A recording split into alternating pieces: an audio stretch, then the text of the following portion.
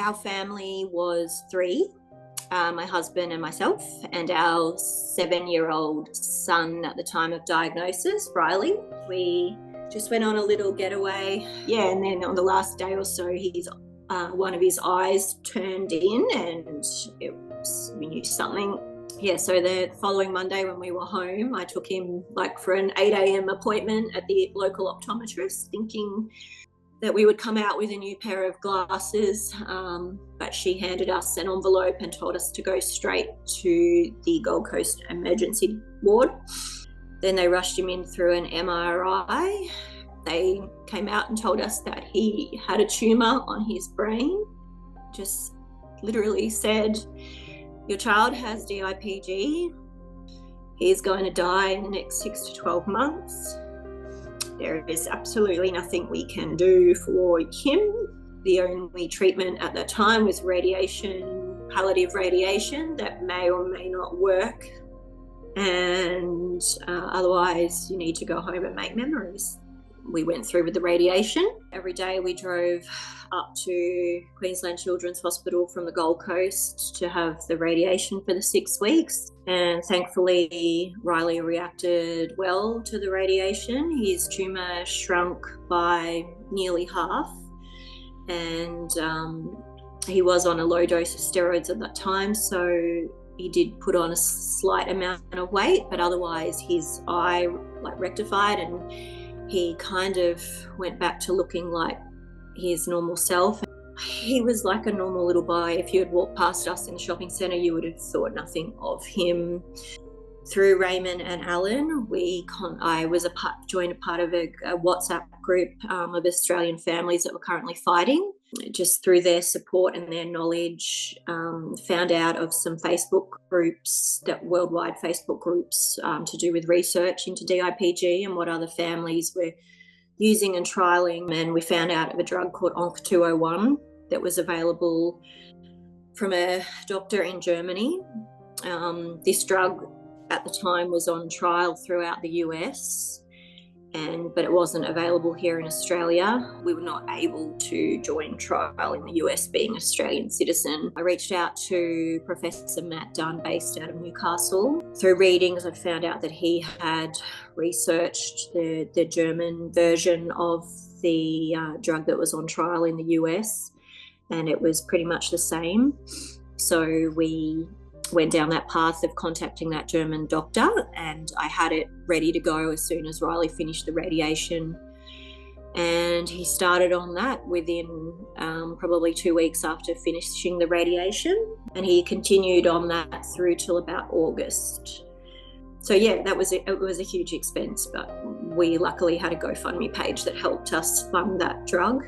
Towards the end of August, we did a driving trip down to the snow in Victoria, and on the way home, we were in a caravan park and he was having a bounce on the trampoline and he hopped off and he said, "Mummy, I keep on having headaches."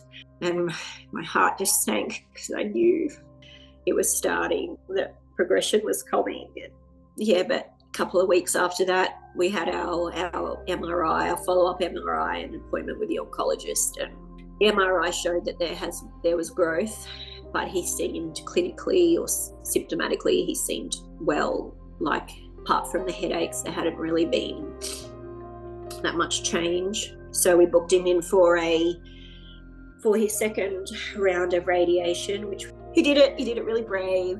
And on the very last day, he even got a special message from Thor, Chris Hemsworth, because he loved his superheroes, and on that last day he wanted to dress up like Thor. And for me personally, and I'm sure it's not the same for everybody, but I really needed the support of other families. If you're one of those kind of people that do feel like you need the support of others and with no judgment and someone that completely understands, please reach out to a group.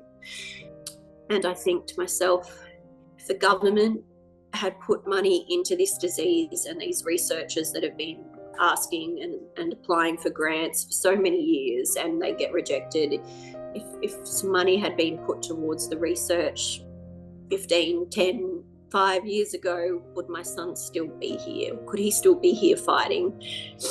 I look back and I'm in shock that You've probably heard the story of Neil Armstrong, that his daughter was diagnosed in the 60s, and he and his wife were given exactly the same treatment protocol that we were given in 2022.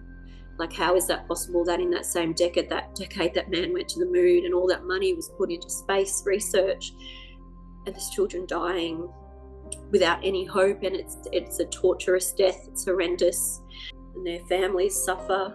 Like, how is it that, and we're not even asking a lot. I went down to Parliament with 2 other parents and Professor Matt Dunn, along with some other head researchers, Professor David Ziegler and Anne Strong. What we're asking for isn't a lot of money. It's like a speck in the ocean that could potentially really do some breakthrough research into the fundamentals of DIPG that's so desperately needed. I can't let my son's life be in vain, what he went through, what he suffered. I still am very passionate at being a part of the community and other families that are currently battling. If I can be brave enough like my son was brave, like he was so brave, if I can just be as brave as him, then it's worth any heartache that I have to suffer. But I really believe that the researchers can make a difference and increase the life expectancy to a lot longer than 6 to 12 months. This is an incredibly underfunded type of childhood cancer that desperately needs some support. On a personal level, we also want people who have children who are not sick to, assess their lives, and because it could happen to them tomorrow. Everyone is so time poor, and just the way the world is, sometimes you forget the most important things. Material things just don't matter.